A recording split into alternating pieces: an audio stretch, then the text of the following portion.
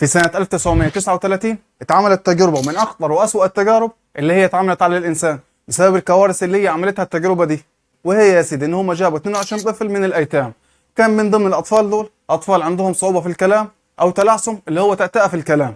وبعدها يا سيدي قسموا الأطفال دول لمجموعتين. المجموعة الأولى كان فيها الأطفال اللي عندهم تلعثم في الكلام، والمجموعة الثانية هم الأطفال السلام.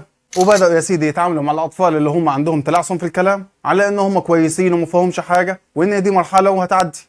وعلى النقيض خلص في الناحية الثانية كان بيتعاملوا مع الأطفال السلام على إن هم كلامهم مش مفهوم وإن هم لازم يفكروا قبل ما يتكلموا، وكان بيتم إهانتهم وتوبيخهم على أي كلام بيقولوه.